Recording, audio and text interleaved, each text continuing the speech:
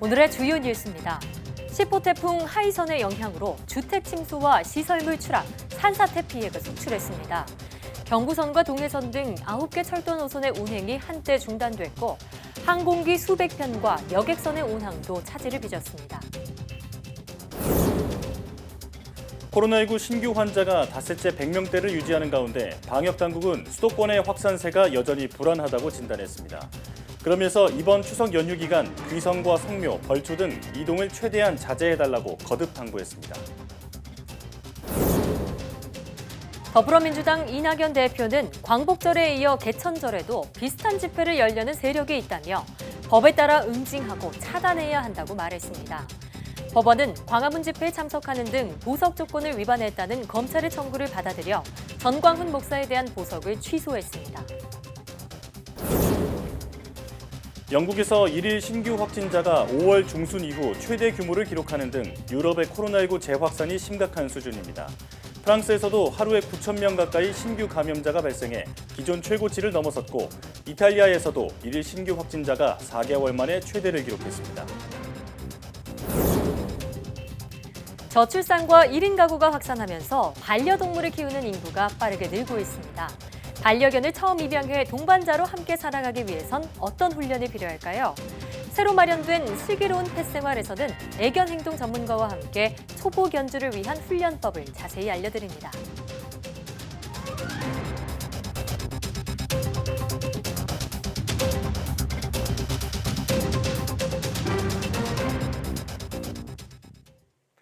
여러분 안녕하십니까? 사이언스 투데이입니다.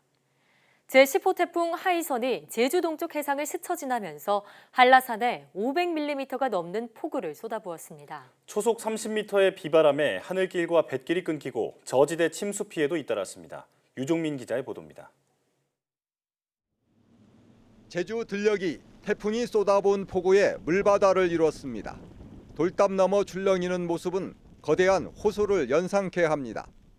이제 새싹이 돋아난 당근밭도 물에 잠겼습니다. 너무 많은 물이 고여 당근이 보이지 않는 곳도 많습니다. 며칠 전 태풍에 이어 또 피해를 보게 돼 1년 농사를 망치지 않을까 걱정입니다. 물 고여가지고 피해를 많이 주고 바람으로 때려가지고 저렇게 당근이 다 죽어버려가지고 밭이 새까멍해버리고 이 밭 정도는 아마 한 60%는 손해가 볼 걸로 봅니다. 시간당 50mm 이상의 폭우가 쏟아지면서 일부 저지대 주택과 도로도 침수됐습니다. 갑자기 불어난 물에 운행 중이던 차량 엔진이 꺼지기도 했습니다. 강풍 피해도 잇따랐습니다.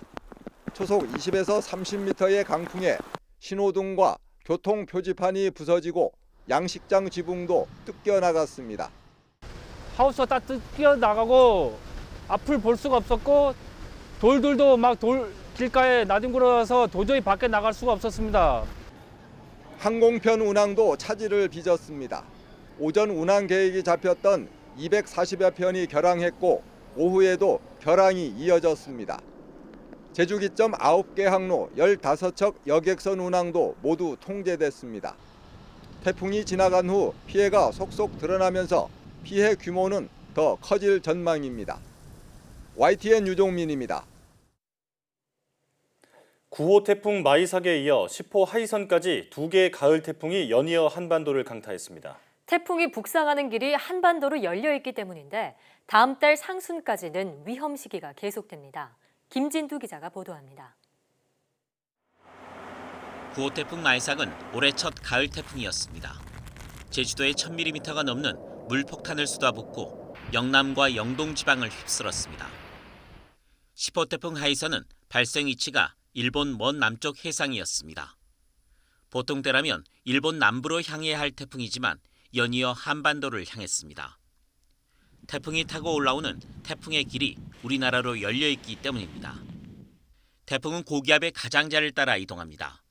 그런데 가을이 되면 북태평양 고기압이 일본으로 후퇴하면서 그 가장자리가 우리나라 남해 부근에 형성돼 태풍이 올라올 수 있는 것입니다. 온난화로 해수 온도가 상승하면서 가을 태풍은 점점 더 크고 강하게 발달하고 있습니다.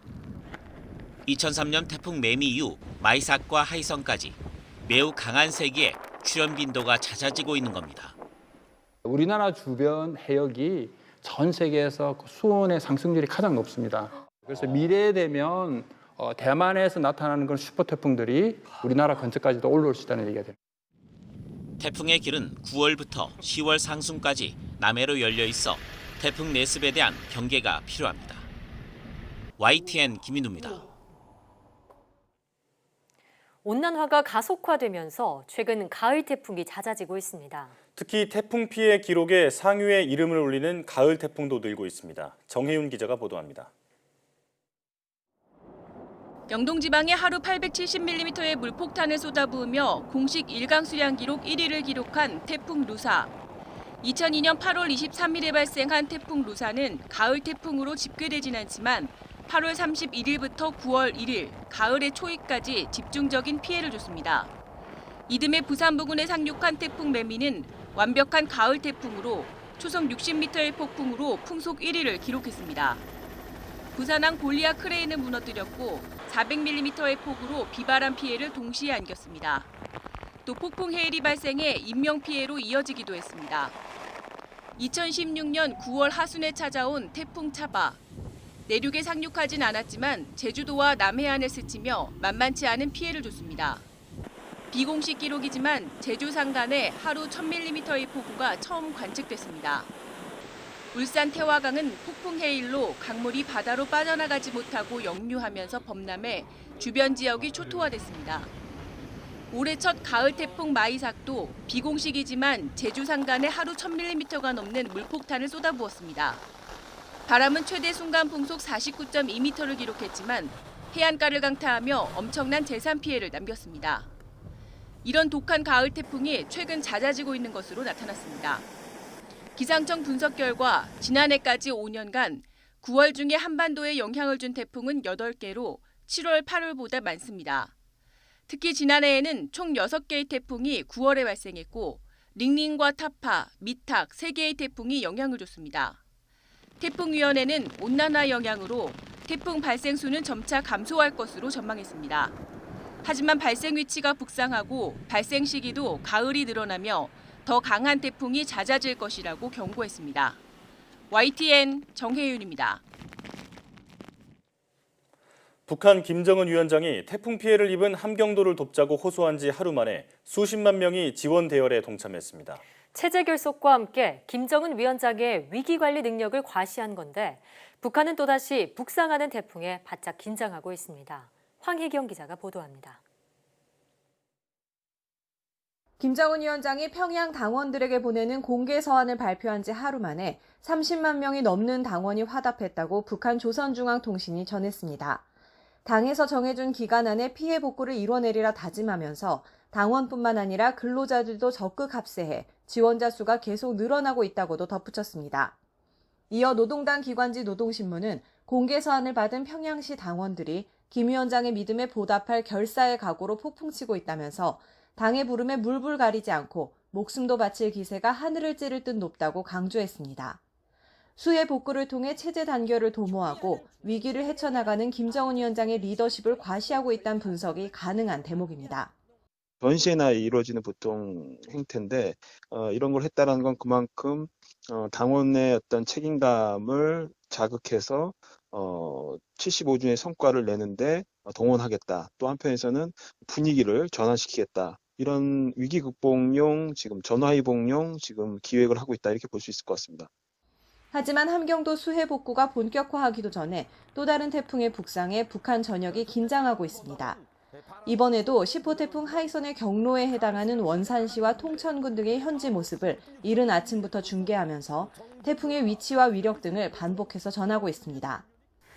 바람이 초당 25m로 불게 되면 나무가 뿌리째 뽑히고 또 산림집과 같은 건물들이 무너지는 이런 현상들이 나타나게 됩니다. 이제 우리나라 전반적 지역에서 폭풍과 강풍이 불고 폭우와 많은 비가 내릴 것이 예견됩니다. 특히 수십 명의 인명피해가 났다고 전한 원산시는 해안가 반경 1km 이내 주민들을 모두 공공건물로 대피시키는 등 피해 예방에 만전을 기하는 모습입니다.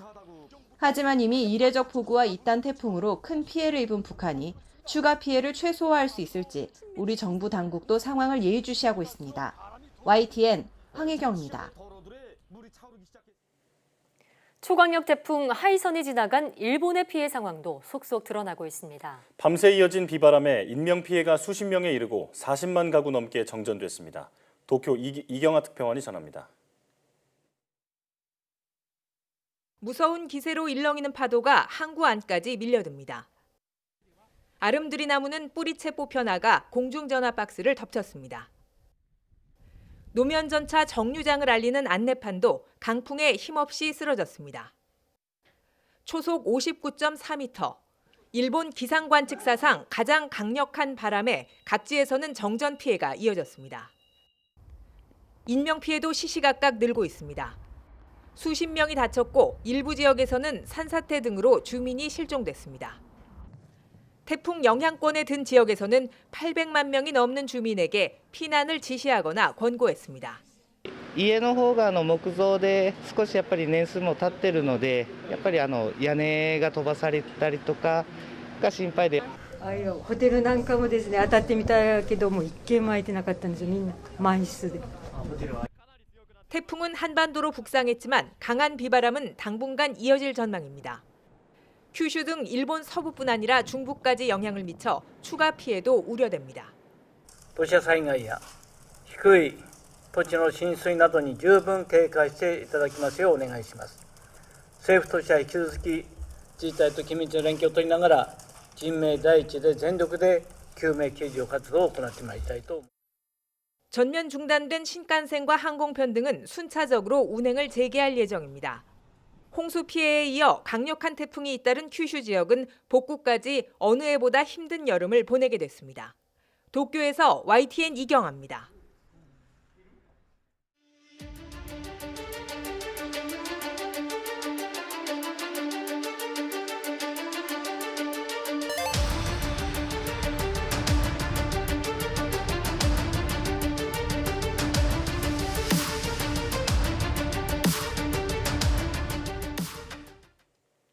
코로나19 중증 환자가 여전히 100명을 훌쩍 넘는 상황에 정부가 전용 병상 추가 확보에 나섰습니다.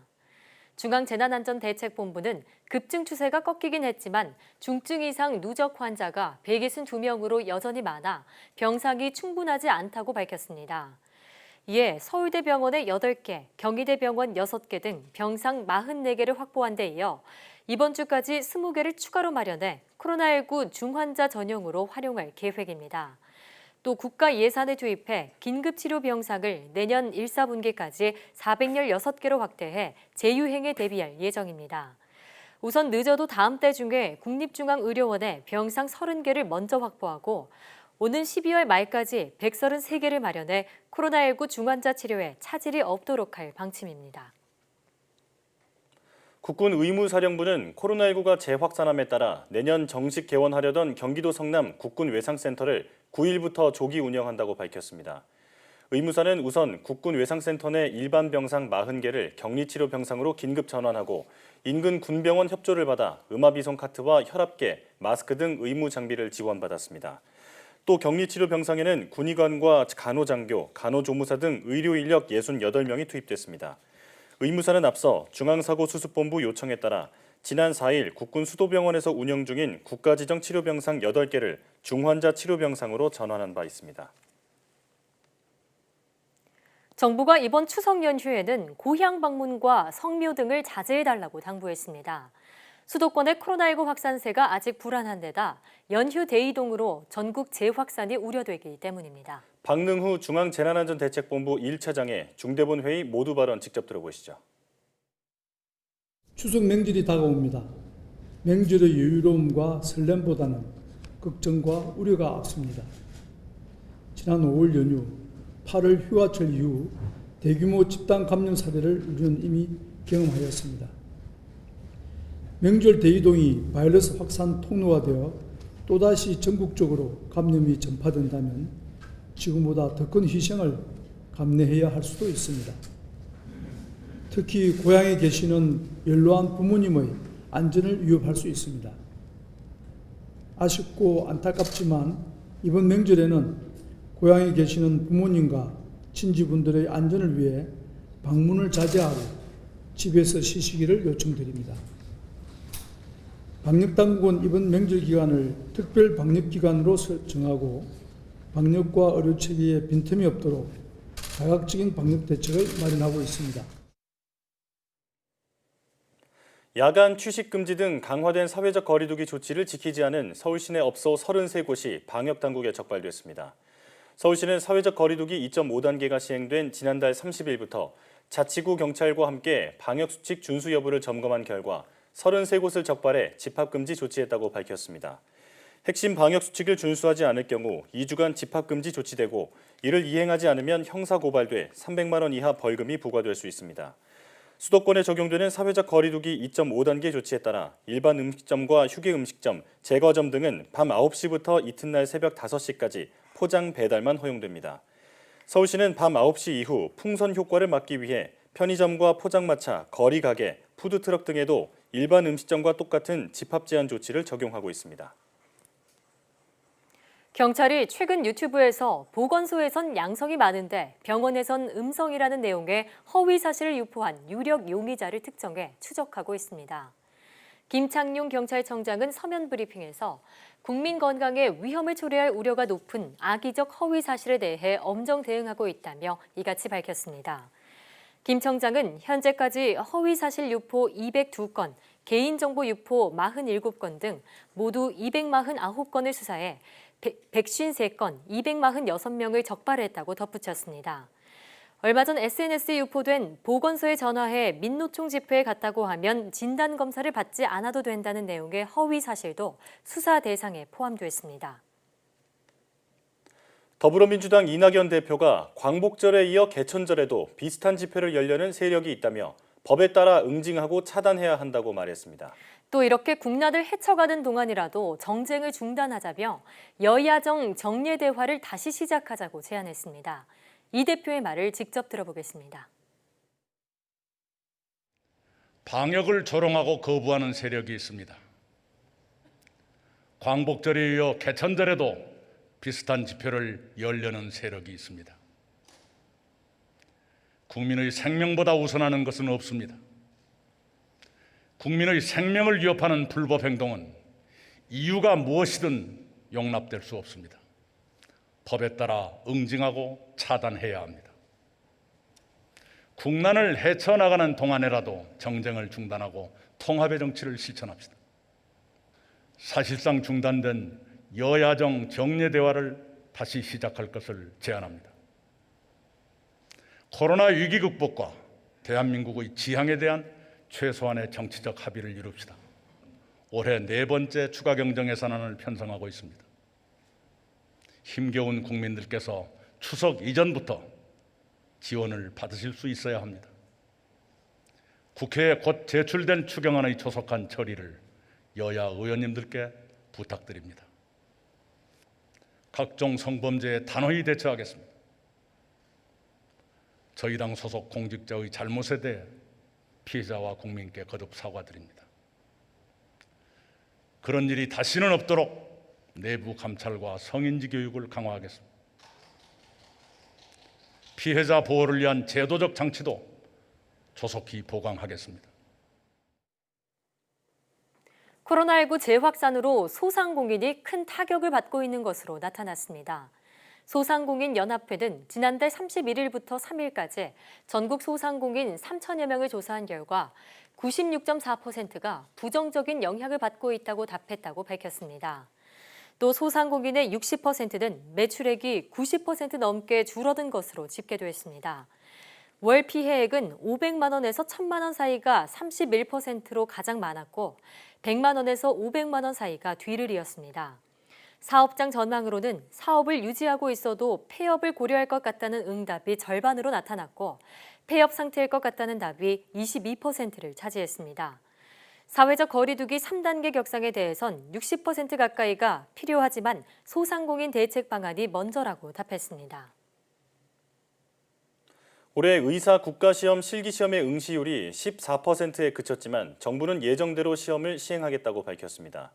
손영래 보건복지부 대변인은 정례 브리핑에서 의사 국가 실기시험의 경우 총 응시 대상 3,172명 중 현재 446명, 14%의 인원이 응시할 예정이라며 이같이 말했습니다. 이에 따라 재접수에도 불구하고 시험을 보지 않는 사람이 전체 응시자의 86%인 2,726명으로 집계됐습니다. 정부는 올해 의사 국가고시의 재연기나 시험 접수 기한 추가 연장도 없다고 선을 그었습니다. 손 대변인은 재신청 기간은 6일 밤 12시부로 종료됐으며 실기시험은 만반의 준비를 갖춰 차질 없이 진행될 것이라며 재신청을 다시 연장하거나 추가 접수를 하는 경우는 생각하지 않고 있다고 밝혔습니다. 대한의사협회가 의대생 국시 응시 재연장이 없다는 정부 발표에 대해 의대생들의 국시 거부는 일방적인 보건의료 정책에 대한 정당한 항의로서 마땅히 구제 대책이 마련돼야 한다고 밝혔습니다. 의협은 이들이 정상적으로 시험에 응시하도록 모든 방법을 동원하겠지만 지난 4일 의협과 당정 간 합의는 의대생과 전공의 등에 대한 보호와 구제를 전제로 성립된 것임을 당정은 명심해야 한다고 강조했습니다. 그러면서 이런 전제가 훼손될 경우 합의도 더는 의미를 가지지 못할 것이라고 경고했습니다. 대한전공의협의회 비상대책위원회는 진료 현장에 복귀하고 1인 시위를 이어나가는 형태로 단체 행동을 변경하자고 회원들에게 요청했습니다.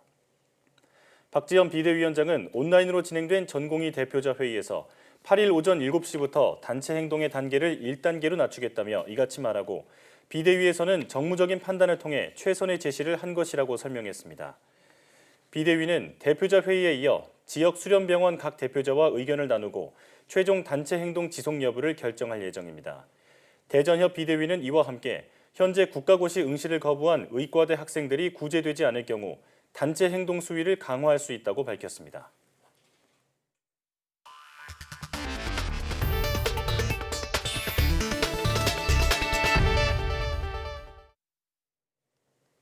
스콧 고틀리브 전 미국 식품의약국 국장이 코로나19의 확산세가 현재보다 빨라질 경우 연말 무렵 미국 인구의 20% 이상이 바이러스에 감염될 수 있다고 말했습니다. 고틀리브 전 국장은 현지 시간 6일 CBS 방송의 한 시사 프로그램과의 인터뷰에서 코로나19가 가을로 접어들면서 여름보다 더 공격적으로 확산할 것이라며 이처럼 밝혔습니다.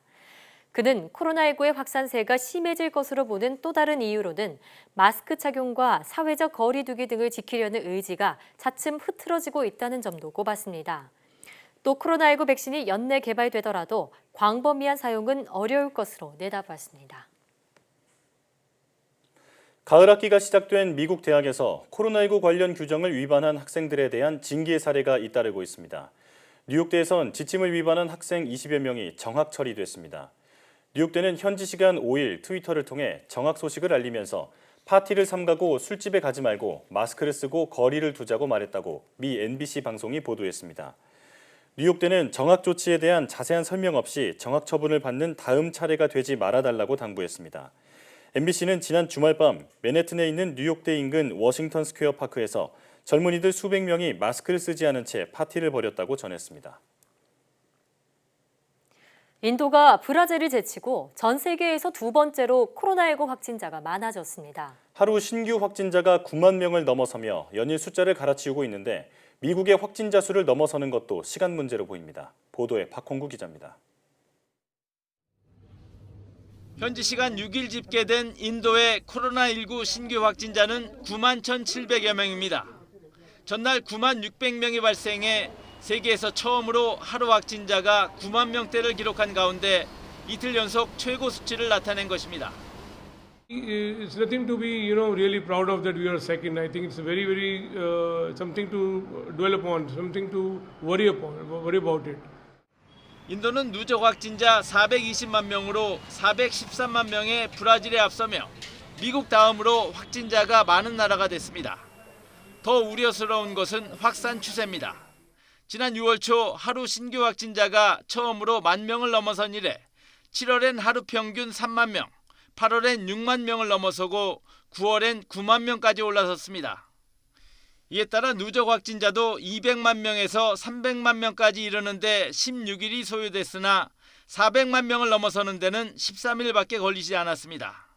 미국과 브라질이 신규 확진자 3, 4만 명대를 기록하다 최근 1만 명에서 2만 명대로 진정세를 보이고 있는 점을 감안하면 머지않아 미국마저 넘어설 것으로 보입니다.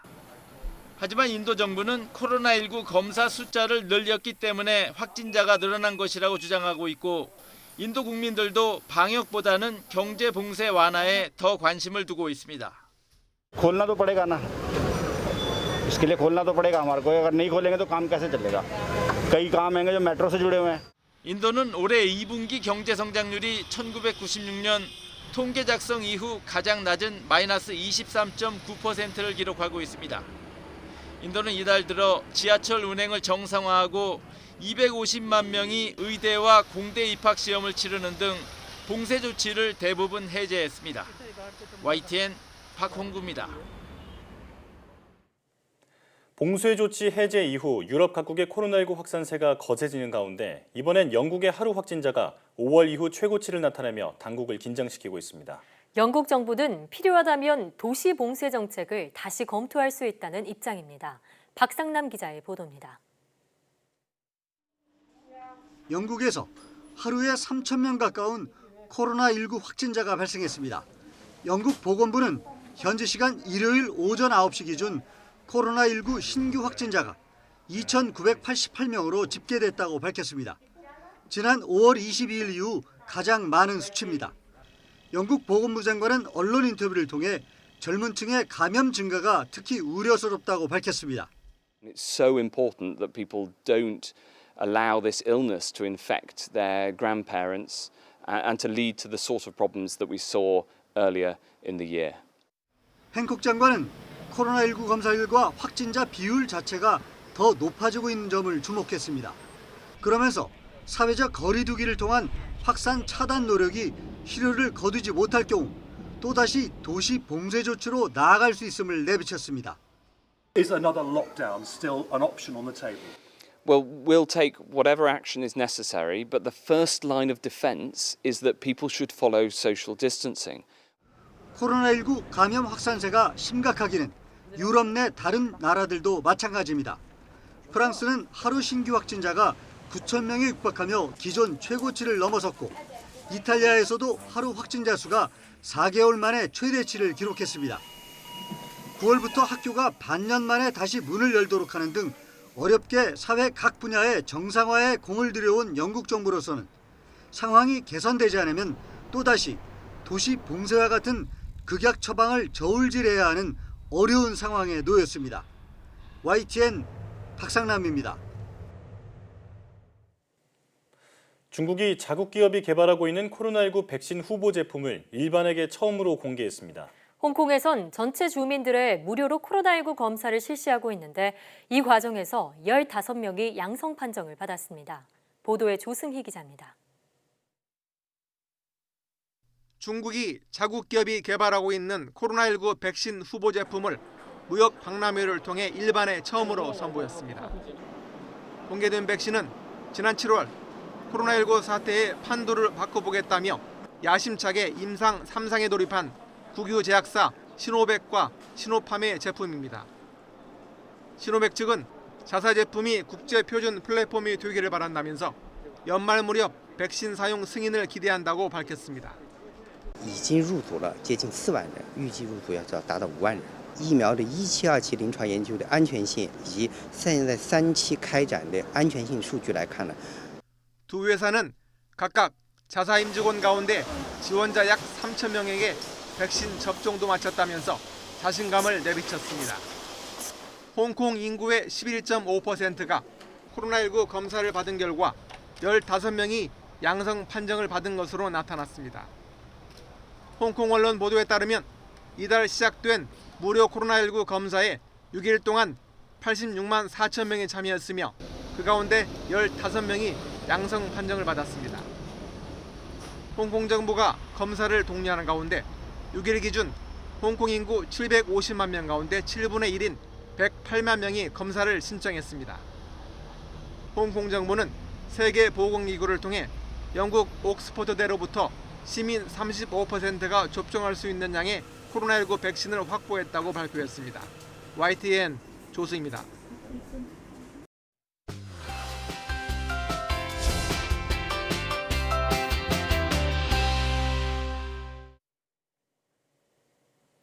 저출산과 또 1인 가구가 늘면서 반려동물을 키우는 인구가 증가하고 있습니다. 반려동물을 처음 입양해 건강하게 키우려면 어떤 노력이 필요할까요? 이번 주부터 새롭게 시작하는 코너 슬기로운 펫생활에서 반려견을 처음 키우는 초보 견주를 위한 지침을 알아보겠습니다. 이삭 애견훈련소 이웅종 대표와 함께하겠습니다. 대표님 어서 오십시오. 네, 어서 오세요. 안녕하세요. 반갑습니다. 네, 반갑습니다. 자, 우리가 반려라는 뜻을 살펴보면 우리 삶을 함께 영위해 나간다, 함께 한다는 뜻이 담겨 있잖아요. 그래서 반려견을 드린다는 건 또 새로운 가족을 드린다 이렇게 볼 수 있을 것 같은데 우리가 반려견을 처음 맞이할 때 가장 중요한 게 뭘까요? 네, 강아지 삶에서 생후 3주에서 1차 사회화 시기가 형성이 되는데요. 이때는 서로 간의 개들의 언어 습득 이게 가장 중요한 시기이기도 합니다.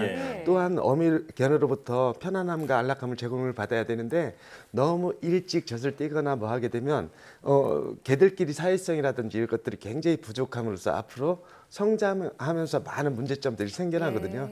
특히 이 시기에는 이제 화장실과 기본적인 강아지들과의 생활하는 것을 그 패턴을 배울 수 있는 형성 시기라고 보시면 됩니다. 그렇군요.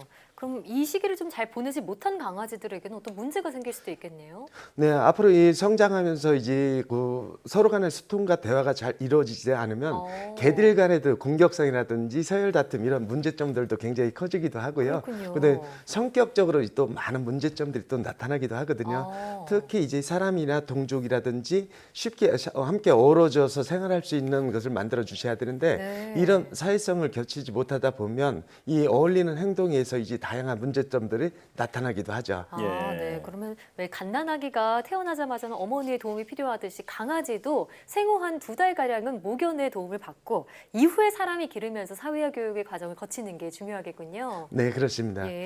자, 그런데 강아지를 입양해서 처음 집으로 데리고 왔을 때 사람들이 가장 중요하게 생각하는 게 배변 훈련이 아닐까 싶습니다. 배변 훈련 어떻게 시켜야 할까요? 네, 배변 훈련은 입양 첫날이 가장 중요합니다. 강아지가 처음 집에 오면 다양한 곳을 탐색하게 돼 있고 반려견이 자기 스스로가 정한 마킹 행동하는 공간이 있거든요.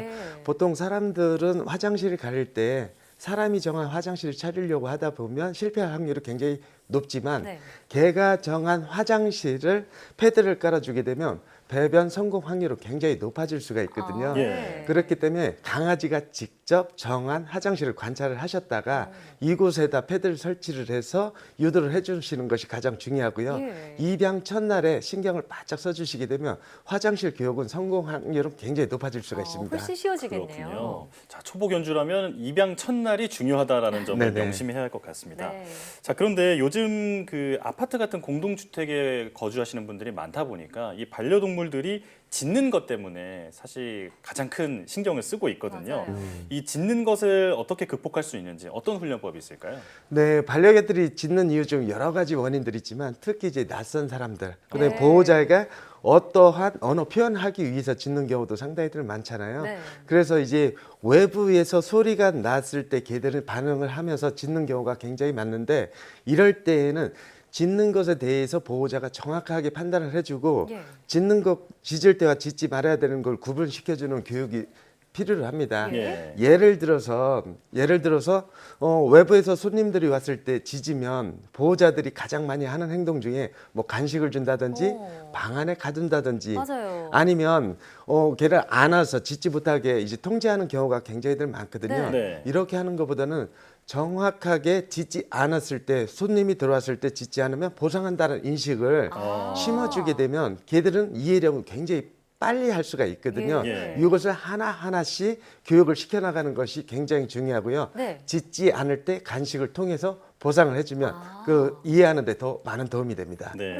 자, 그리고 방금 또 화면에서도 그 캔넬을 이용한 그 강아지 집이라고 볼 수도 있잖아요. 그 캔넬을 이용해서의 훈련하는 장면도 나왔는데 이 캔넬 훈련에 대해서도 좀 설명해 주시죠. 네, 먼저 캔넬 훈련 들어가기 전에 평상시에 사용하던 쿠션이라든 매트 같은 것을 활용하는 것이 굉장히 좋습니다. 이것을 포인트 트레인이라 그래서 정해진 곳에 강아지가 올라가면 간식을 주는 거. 처음 시작했을 때는 강아지가 잘 올라가지 않으려고 하기도 하거든요. 이럴 때 앞발만 살짝 걸치게 되면 보상을 주고 응원을 해주시고 완전히 올라갔을 때 보상을 해주면 그 올라가면 자기가 편안하게 쉴 수 있는 공간인 걸 이해할 수가 있거든요. 또한 캔넬 교육을 시켜줬을 때 가장 중요한 포인트 교육이라는 것은 잠금 장치가 있는 캔넬을 설치를 해주고 난 다음에 문을 열어서 들어가는 교육을 시켜주는 것이 가장 중요합니다. 이때 처음부터 가두지 마시고 편안하게 들어가고 나오는 것을 시켜주고 난 다음에 서서히 문을 닫아주는 교육을 시켜주면 그 집 안은 편안하고 안락한 공간이 될 수 있다는 것을 인식할 수가 있습니다. 그렇군요. 또 강아지들 하면 우리가 필수로 시켜줘야 하는 게 바로 산책이잖아요. 네네. 산책은 언제부터 하는 게 좋고요. 또 산책할 때 유의할 점이 있다면 알려주시죠. 사회성이 형성이 되면 생후 3개월부터 산책을 시켜주는 것이 가장 중요하거든요. 이때는 잔디밭 냄새도 맡고 다양한 환경을 적응할 수 있도록 만들어주는 것이 좋고요. 친구들과 어울려서 놀 수 있는 좋은 경험을 심어주는 것이 이 산책 나갔을 때의 가장 기본적인 행동들이거든요. 우선 집 주변을 우선적으로 가벼운 산책을 통해서 환경 적응을 하게끔 만들어주는 것이 좋고요. 여기서 주의해야 될 점은 보통 산책 나가게 되면 우리 아이들이 먼저 달려 나가는 경우가 굉장히 앞에서 많거든요. 걷더라고요. 네네. 먼저 나가는 것이 습관화가 되면 나중에 서열이 리더가 되기 때문에 보호자와 함께 편안하게 걸을 수 있게끔 하는 것을 교육을 시켜줘야지만 나중에 산책 나가는 행복감은 더 커질 수가 있습니다. 그렇군요.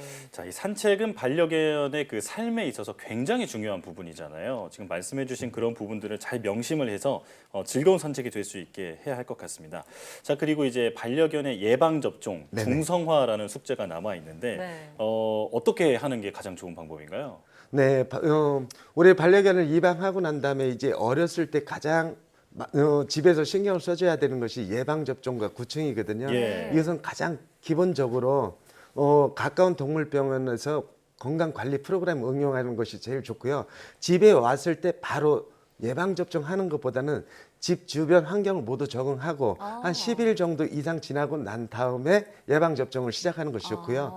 생후 35일령에 1차 예방접종을 시작을 합니다. 그다음에 약 보름 정도에 걸쳐 가지고 약 5회 정도 실시를 하거든요. 이때 예방접종 할 때에도 다양한 여러 가지 종합적으로 예방접종하는 것은 바람직하지 않고요. 개들에게 있어서 치명적인 질병에 걸릴 확률도 굉장히 높을 수가 있거든요. 그래서 건강과 컨디션을 체크를 하고 난 다음에 예방접종 프로그램에 의해서 접종하는 것이 중요합니다. 순차적으로 하는 게 좋군요. 네네, 그렇습니다. 자, 그리고 이제 그 미용이나 이런 부분들도 좀 궁금한데 이 미용도 뭐 아기가 지금 어렸을 때 바로 해주는 게 좋나요? 아니면 좀 기간이 필요한가요? 그렇지 않습니다. 바로 해주게 되면 아이들로서는 스트레스를 굉장히 많이 받을 수가 있거든요. 반려견 처방 맞다고 해서 예방접종 관리를 하는 것이 아니라 예방접종 관리가 미용 시작할 때는 구분을 주는 것이 좋고 생후 3, 4개월이 지난 상태에서 집에 완전히 적응됐다 했을 때부터 처음 미용을 시작해 주는 것이 좋습니다. 미용은 집에 와서 적응된 이후에 하는 게 좋다고 하셨고요. 자, 그런데 이 갓 태어난 그런 강아지들은 목욕시키는 것도 좀 조심해야 된다고 하더라고요. 첫 목욕은 언제 시키는 게 좋나요? 어렸을 때부터 목욕을 바로 시켜주는 것이 아니라 미용 관리하면서 목욕에 대한 것도 서서히 적응시켜 주는 것이 굉장히 중요합니다. 또 너무 어린 강아지 시기에 목욕을 시키면 면역 기능 항체가 떨어지기 때문에 그것과 체온 변화에 의해서 감기가 걸릴 수가 있기 때문에 그것을 정해준 것은 완전히 개들이 환경에 적응하고 생후 3개월 이상이 지나고 난 다음에 목욕을 서서히 시켜주시고요. 집에서 5, 6개월 정도 지나고 난다면 규칙적으로 한 달에 1회 정도 목욕을 해주는 것이 좋고 목욕을 자주 시켜주는 것보다는 브러쉬나 빗질 같은 걸 통해 가지고 개들의 컨디션 상태를 유지해 주는 것이 바람직합니다. 오늘 이렇게 강아지를 처음 우리 집에 들였을 때 초보 견주가 알면 좋은 상식들 알아봤는데 저도 반려견을 10년 이상 길렀거든요. 그러다 보니까 강아지의 분리불안 증세가 나타나기도 하더라고요. 혹시 이런 게 왜 나타나는지 해결책은 있을까요?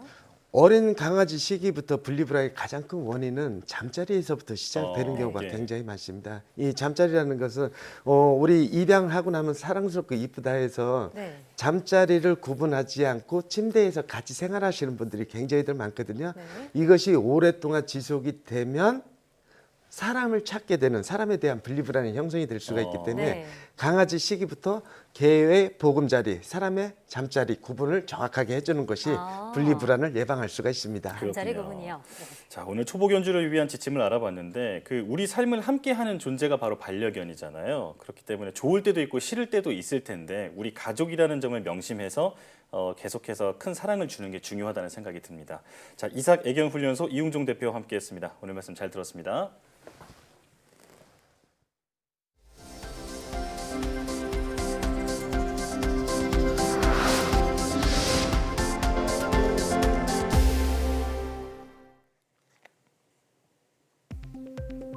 카이스트 의과학대학원 이흥구 교수팀이 코로나19 중증 환자와 경증 환자를 쉽게 판별할 수 있는 바이오마커를 발견해 코로나19 치료제 개발에도 도움을 줄 것으로 기대됩니다. 연구진은 세균이나 곰팡이 감염 등에 대응하는 면역세포인 호중고와 면역 반응 억제 호르몬으로 알려진 당질 코르티코이드의 연관성을 통해 코로나19 중증도를 결정하는 인자를 발견했다고 밝혔습니다. 코로나19 바이러스는 사람마다 증상이 달라 환자의 중증도를 예상하고 판별하기 위해서는 확실한 바이오마커와 선별적으로 치료할 수 있는 표적 치료제가 매우 중요합니다. 비타민 D가 부족하면 코로나19 감염 위험이 커질 수 있다는 연구 결과가 나왔습니다. 미시카고대 의대 연구팀은 성인 4천여 명을 조사한 결과 혈중 비타민 D 농도가 일정 수치 이하로 낮으면 코로나19 감염률이 정상 수치인 사람과 비교해 77%나 높게 나타났다고 밝혔습니다.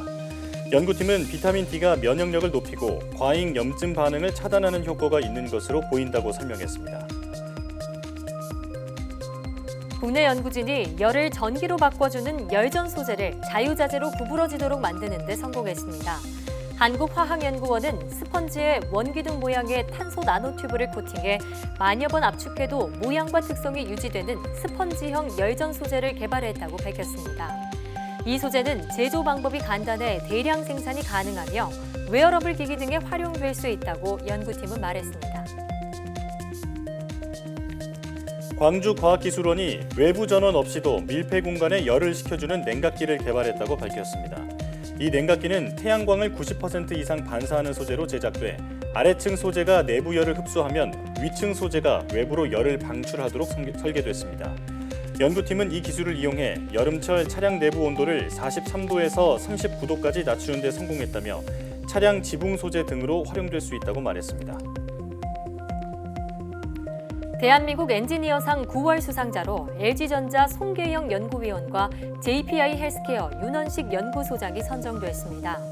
송계영 연구위원은 냉장고 온도 제어 알고리즘 최적화 등을 통해 냉장고 에너지 사용량을 획기적으로 개선했다는 평가를 받았습니다. 윤원식 연구소장은 X선 촬영 시 화질을 개선해 유방암 등 질병의 진단 효율을 크게 높였습니다. 대한민국 엔지니어상은 산업 현장의 기술 혁신을 장려하기 위해 제정된 상으로 과기정통부는 매월 대기업과 중소기업 엔지니어를 각 1명씩 선정해 장관상과 상금 700만 원을 주고 있습니다.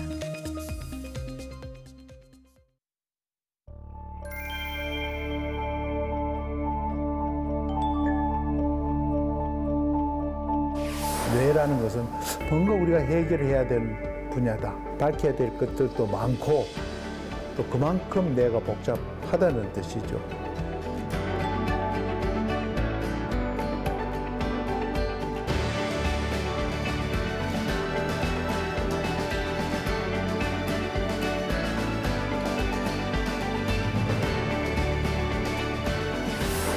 뇌 연구를 통해서 사람을 이해하게 되고 미래를 대비할 수 있다고 하죠.